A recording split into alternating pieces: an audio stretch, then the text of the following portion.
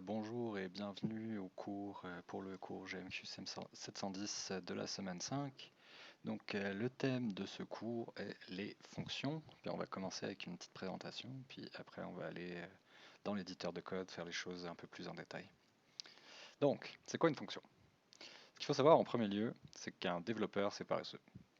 Fac, imaginons que j'ai un bout de code que je réutilise régulièrement. Je le réutilise souvent, ce que je peux faire, c'est le copier-coller partout où j'ai mon code, puis le réutiliser comme ça, de cette manière. Dans mon fichier, je vais copier-coller plein de fois. Ça va? Comme vous l'aurez deviné, c'est pas la bonne méthode. C'est ce qu'on appelle dans le milieu du développement professionnel la duplication de code, et c'est très très mal. Ça fait en sorte que les fichiers s'allongent, il y a de plus en plus de lignes, ça devient très difficile de lire le code par un collègue ou par vous-même dans le futur. Donc en général, on évite de faire ça. Une fonction, ça permet exactement de faire ça. Dans le fond, ce bout de code que j'utilise tout le temps puis que je vais copier-coller, mettons, encore une fois, il ne faut pas le faire. Ce que je peux faire, c'est le mettre dans une boîte. Puis cette boîte-là, on va pouvoir l'appeler régulièrement pour faire le travail. Avec une fonction, ça prend en entrée des paramètres, et que ces paramètres-là, c'est ceux qu'on va donner à la fonction. La fonction va faire des opérations dessus éventuellement, puis elle va ensuite retourner une unique valeur. C'est ça ce que ça fait une fonction. Maintenant, on va voir en pratique comment on fait ça avec Python dans l'éditeur de code. Donc, pour définir une fonction, il faut utiliser le mot-clé def. Dans le fond, quand on utilise le mot-clé def, puis on donne un titre à la fonction, et on finit avec 2 points, puis on va pouvoir commencer avec une indentation. Ce que def, ça fait, et puis cette structure-là, c'est la construction de la boîte.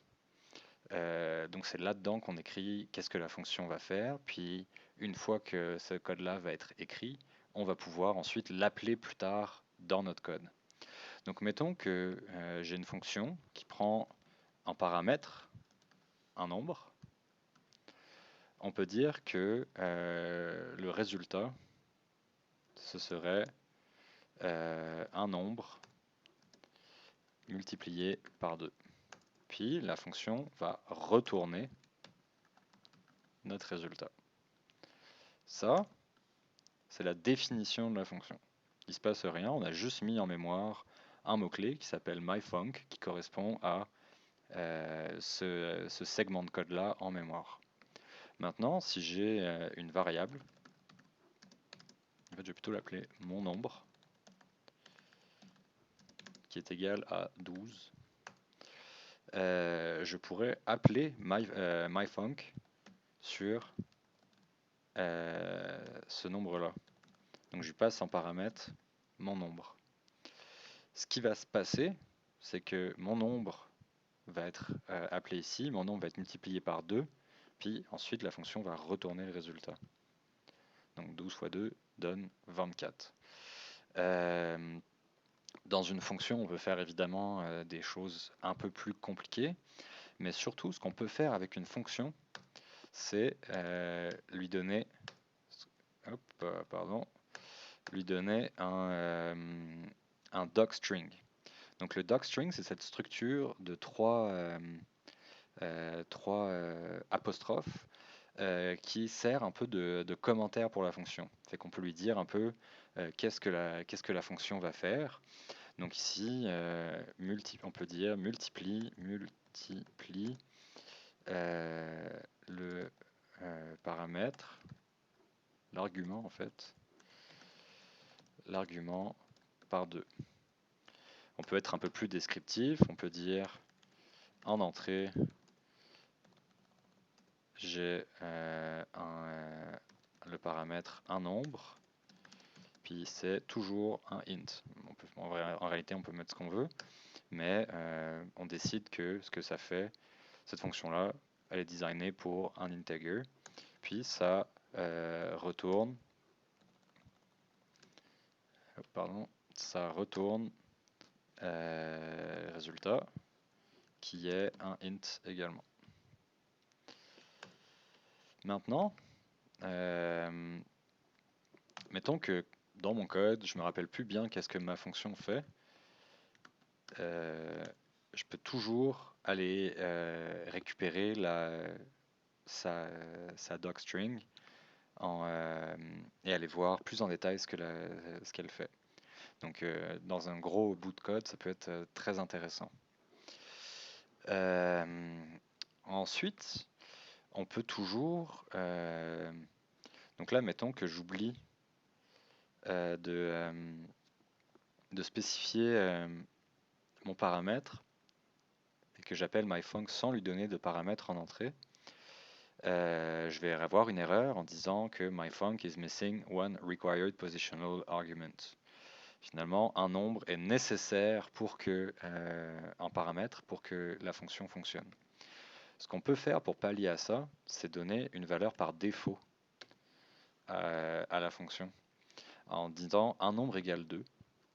Comme ça, si jamais un nombre n'est pas spécifié, cet argument-là n'est pas spécifié dans son appel, dans l'appel de la fonction myfunc, la valeur 2 lui sera attribuée par défaut. Et là maintenant, si j'appelle myfunc sans paramètre, on va me renvoyer la valeur de un nombre par défaut qui est égal à 2 fois 2 égale 4. Ensuite, une fonction peut évidemment prendre plusieurs paramètres. Donc on va l'appeler, mettons, argument 1, puis on va lui enlever son comportement par défaut.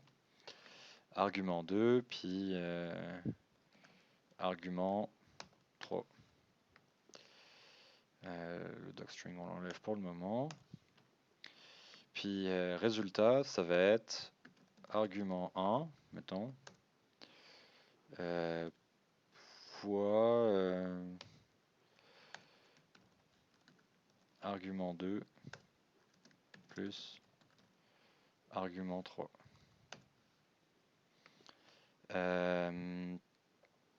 Donc, le résultat, c'est le produit de deux paramètres, l'argument 1, puis la somme de argument 2 et argument 3.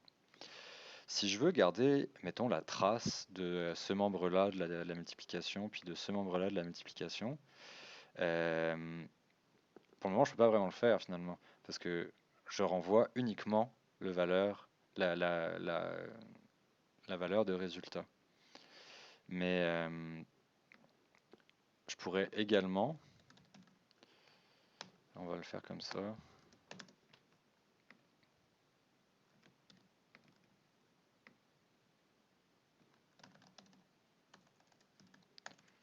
membre 2. Je pourrais également dire que je veux retourner résultat, donc un tuple de résultat avec membre 2. Puis, donc là, je pourrais avoir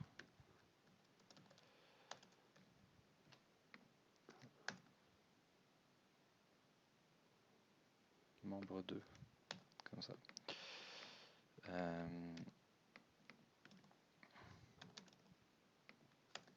Mon nombre 2, puis mon nombre 3. Fait que là, je vais avoir 2, argument 2, ce serait 1, puis argument 3, ce serait 3.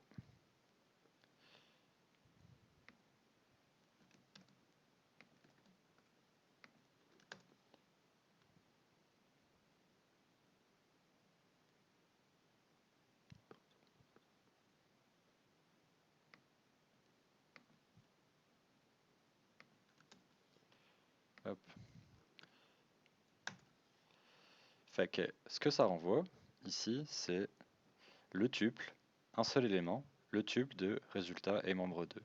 C'est une très bonne manière de pouvoir réussir à renvoyer deux éléments malgré la contrainte que finalement on doit renvoyer qu'un seul. On met ces deux éléments dans un tuple et on va pouvoir en envoyer plusieurs. De la même manière, comme on a vu dans le premier cours, on peut les assigner en parallèle avec cette syntaxe-là. Donc res mem2 vont être égales à l'élément, respectivement l'élément 0 puis l'élément 1 du tube qui est renvoyé.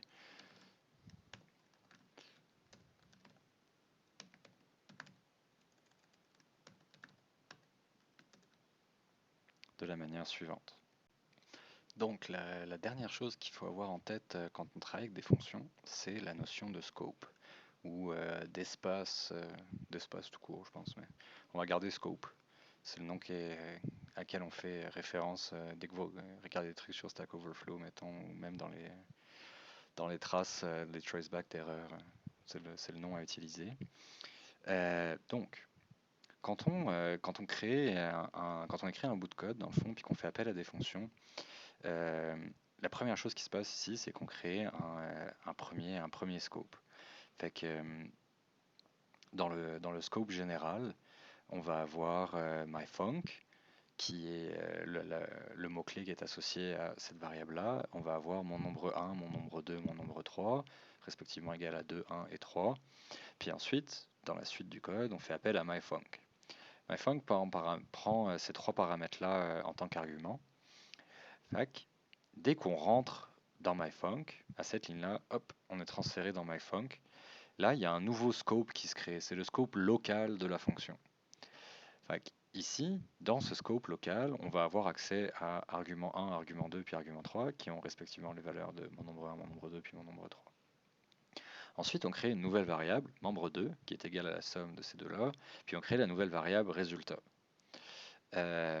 Ensuite, on renvoie un tuple qui comprend deux valeurs, résultat et membre 2. Ce qu'il faut bien comprendre, c'est que les noms membre 2 puis les noms résultat font uniquement partie du scope de myFunc. Si j'essaie de les appeler à l'extérieur de ce scope local de la fonction, ça ne va pas fonctionner parce qu'ils ne font pas partie du scope général du programme. Donc maintenant, si j'essaie on peut le faire, on fait l'essai, j'essaie de print membre 2 puis de print résultat. Il n'est pas content parce que